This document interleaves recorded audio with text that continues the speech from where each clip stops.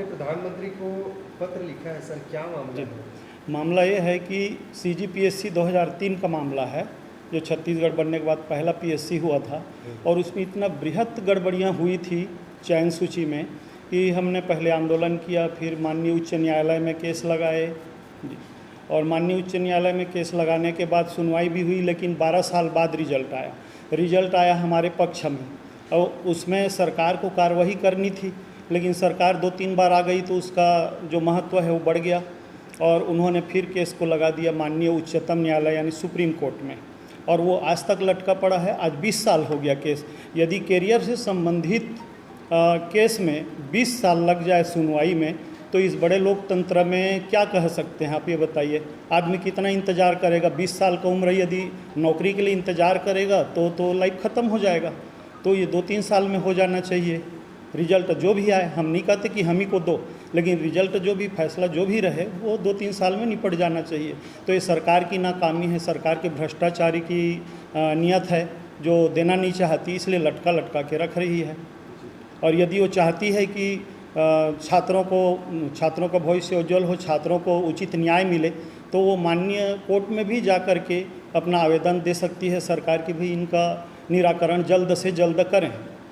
अभी तत्काल में 2023 का केस हाई कोर्ट में लगा था, उसके बाद भी उन्होंने तत्काल एकदम जल्दी में CBI जांच कराने के लिए खड़े हो गए, क्योंकि ये सरकार दूसरी की थी, गलती दूसरी की थी, लेकिन उनकी खुद की गलती है बीजेपी की, तो उसको तो सुधारें।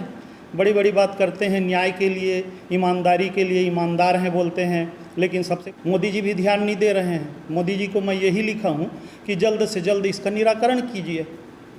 वो चाहते तो माननीय उच्चतम न्यायालय में आवेदन दे करके जल्दी सुनवाई करने के लिए, रिजल्ट देने के लिए कह सकते हैं।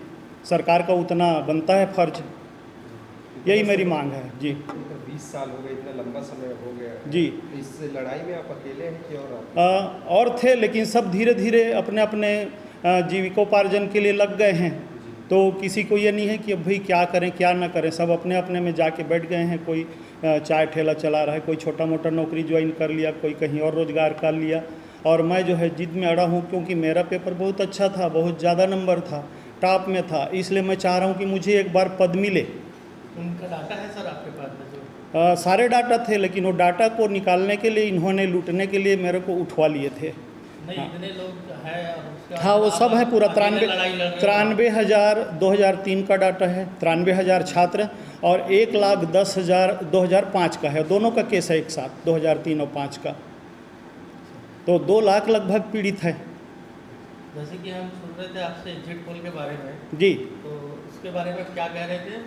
इसके बारे में मैं ये कह रहा हूँ कि मैं कुछ साधना भी करता हूँ। अब चूँकि इतने दिन हो गया मुझे पढ़ते पढ़ते, तो मैंने कुछ सिद्धि किया कि सरकार को सबक सिखाऊं, और सरकार को सबक सिखाने के नियत से ही मैं सिद्धि किया। और आज मैं जो भी बोलता हूँ वो सीट आता है, लोग माने या ना माने, लेकिन रिजल्ट आप देख लीजिएगा, आएगा तो, है ना। जो मैं बोल रहा हूँ कि मैंने लेटर में भी लिख दिया है प्रधानमंत्री जी को, माननीय मोदी जी को, कि यदि मेरी बात को नहीं सुने, मेरी बात अनसुनी किए, तो मैं आपको 224 में समेट दूंगा। तो ये मैं नहीं समेटूंगा, जो भी मेरा शक्ति है या जो भी मेरे पास कुछ आशीर्वाद है वो समेटेगा। यानी आपका कहना ये है कि आपको पूर्वाभास हो जाता है? हाँ, पूर्वाभास 4 महीना 5 महीना पहले पूर्वाभास हो जाता है। और ये मतदान का तो तरीका ही ऐसा है कि 6 महीना पहले मतदाता जो है अपना मूड बना लेती है, किसी को बोलने की ज़रूरत नहीं। उसमें ना पैसे का असर होता है, ना शराब का असर होता है। हम लोग बोलते ज़रूर हैं शराब बांट के जीत गया, लेकिन नहीं, 6 महीना पहले होता है। यदि 6 महीना पहले असर नहीं होता तो भूपेश बघेल नहीं हारता, 6 महीना पहले असर नहीं होता तो पहले रमन सिंह नहीं हारता, जो इतना मोबाइल बांटे थे, 45 लाख मोबाइल बांटे लोगों को, और क्या बोलते हैं 400 करोड़ का तेंदुपत्ता बोनस दिए, 2100 करोड़ का धान बोनस। उसके बाद भी क्यों हारे? क्योंकि वो 6 महीना पहले जनता का मूड बन चुका था कि इनको भगाना है।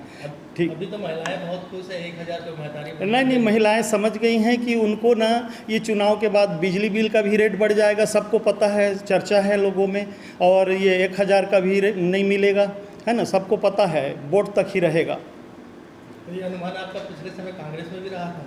हाँ, मैं कांग्रेस को पिछले बार बोला था, भूपेश बघेल जी को बोला था कि भाई मुझे एक पद देना, और उनके पिताजी अगवानी किए थे, उनके साथ मैं 9 महीने घूमा नंद कुमार बघेल जी के साथ, और पूरा उनको मैं पहले बता दिया था 6 महीना पहले कि हमारी 63 से 68 सीट के बीच रहेगा, और आया वही 68। अब उसके बाद दोबारा जब लोकसभा चुनाव हुआ 2019 का, तो मैंने पहले कह दिया था 4 महीना पहले कि छत्तीसगढ़ में 9 बीजेपी और 2 कांग्रेस रहेगा और टोटल देश भर में 353 से 364 बीजेपी का रहेगा। यूपी में 64 से 68 बीजेपी का रहेगा, तो 64 एकदम एक्यूरेट आता है, कोई उसको हटा नहीं सकता। अच्छा, आप ये जिस लड़ाई को लड़ रहे हैं, जी, हमने सुना कि आपने शादी नहीं की, क्या इसी जी कारण, हाँ, इसी लड़ाई के कारण? हाँ, इसी लड़ाई के कारण नहीं किया हूँ। मैं बनूंगा, बड़ा पद में जाऊंगा तभी करूंगा, ये सोच के मैं बैठा हूँ, ठान के बैठा हूँ। तो कितना बड़ा लड़ाई लड़ सकता हूँ, हारने वाला हूँ नहीं, जीत के दिखाऊंगा। और अभी भी यही है, मैं ये जो मुंडन कराया हूँ ना, ये 21 फरवरी से कराया हूँ, उसके बाद ये लेटर लिखा हूँ। पहले अपने आप को तैयार करता हूँ मैं, पहले सीट देख लिया हूँ कि कितने सीट आ रही है बीजेपी की, कांग्रेस की कितने सीट आ रहे हैं, वो इसमें दर्ज है लेटर में। और मैंने उसके बाद मुंडन कराया 21 फरवरी को, उसके बाद फिर लेटर लिखा है, फिर उसको फेयर करके 5 मार्च को डाला है, प्रधानमंत्री जी को, राष्ट्रपति जी को, सभी को डाला हूँ, है ना। तो एकदम प्लानिंग से, ऐसा नहीं कि मैं हवाई बोल रहा हूँ कि 224 में सिमट जाएगी, ज़्यादा होगा, 2-4 सीट आगे पीछे होगा, लेकिन मैं तो बोलता हूँ 224 से पीछे जा रही है बीजेपी। 190, 200, 4-5 हो जाए तो कोई बड़ी बात नहीं, 224 से नीचे ही आएगी। सरकार जो है इंडिया गठबंधन की बनेगी। इंडिया गठबंधन वालों को सोचना चाहिए मेरे बारे में कि क्या कर सकते हैं सहयोग। और छत्तीसगढ़ में कांग्रेस को 7 मिलेगा, मैं पहले से बता दे रहा हूँ, और बीजेपी को मात्र 4 मिलेगी। 11-11 बोल रहे हैं ना 10 मिलेगा ना 11 मिलेगा। और मैं ये तो 5 महीना पहले लिख दिया हूँ, मार्च से लिख दिया हूँ, आप देख सकते हो। इसका डेट, चुनाव घोषणा नहीं हुआ था, चुनाव की घोषणा 15 मार्च 18 मार्च को हुई है, मैं इसको 5 मार्च को लिख के भेज दिया हूँ। आप अपना एक परिचय दे दीजिए। मैं हंसराम साहू, पिता स्वर्गीय पीताम्बर साहू, ग्राम कौआताल, पोस्ट पुटकापुरी और विकास खंड पुसौर, जिला रायगढ़, मूल निवासी रायगढ़ का हूँ मैं, है ना। अभी वर्तमान में रायपुर में रहता हूँ।